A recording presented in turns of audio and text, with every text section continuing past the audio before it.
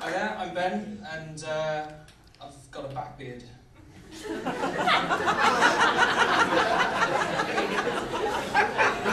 If I'm honest though, it's more of a back fanny because it's hairy down both sides and there's a bare bit in the middle.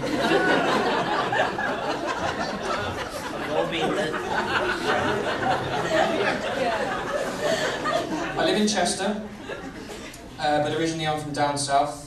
And I was brought up in quite a strict household with a strong emphasis on manners and good behaviour. And I've only realised since moving to the northwest how poorly behaved and bad-mannered some people down south can be. So now I'm up in the northwest, I encounter the good Scouser frequently. That's what you want now.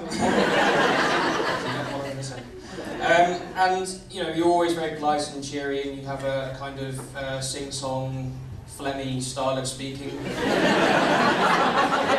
You'll always say hello. I don't really know what you're talking about for half the time, but I presume it's something to do with football or fake tan.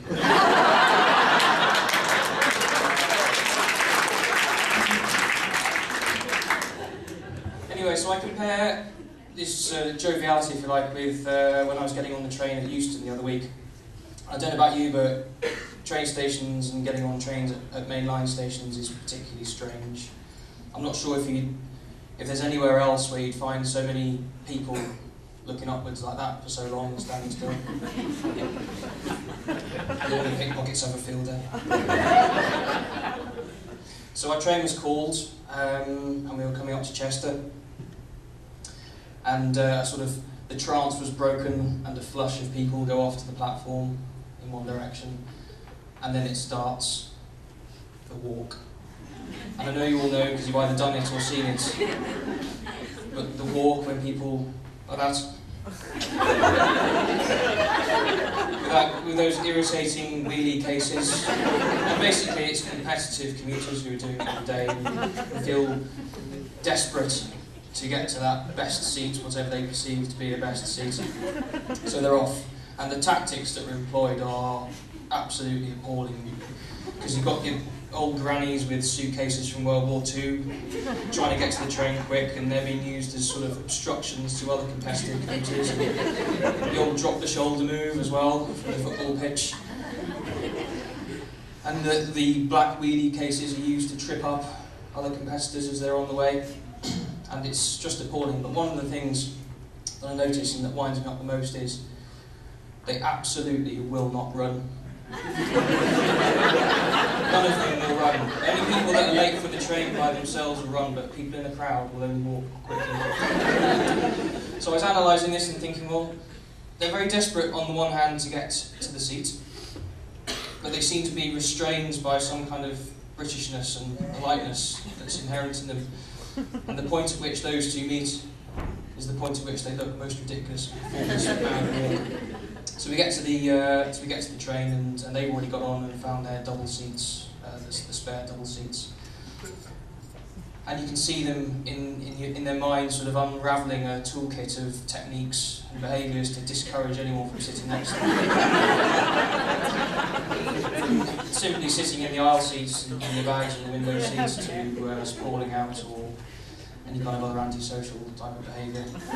And me being brought up well and polite, I went for a double seat so that was free, but as you would, because it'd be a bit weird sitting next to someone else when there's a whole train free. And I thought, well, I'm going to move up and let someone sit down, so I moved my gear over and sat on the window seat. And I was replaying in my mind what I'd seen, and started to shake my head. I just couldn't believe it. I thought it was just bizarre. What's the world come to? And as I was shaking my head, I saw my reflection in the window. People were still piling on the train at this point. They were walking past, seeing my spare seat and thinking, well, we'll take advantage of that, that's very nice of them. Putting the bags down, seemingly unromantic. Moving straight on. It got me thinking, well, recovering drug addicts and people with Parkinson's, they must always get a double seat. Every cloud. There's one place where I think that politeness has really gone astray, and that's in the bedroom. Ladies, I'm afraid that you really do have it all wrong. And gents, I feel like you're burdened with this pressure of performance and stamina, when actually, quite often, all you're displaying is the most amazing compliment you can ever pay to a female. Premature ejaculation.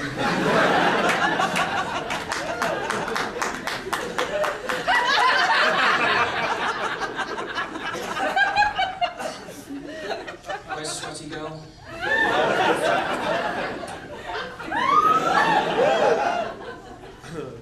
I'll imagine you're there.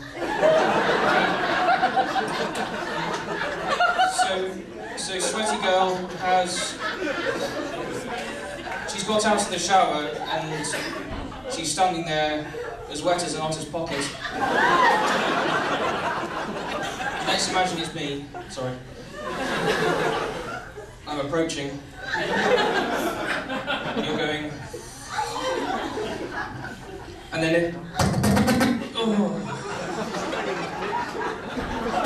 Now, the problem I have with this is that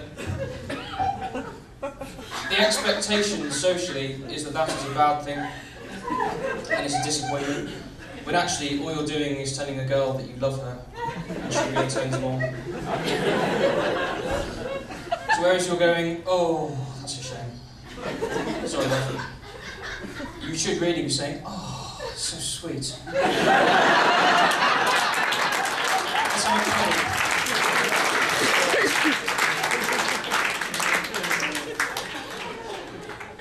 So, fellas, don't feel bad, because when you put a woman through a grueling 3-hour shag, it's simply because she just doesn't turn you on enough.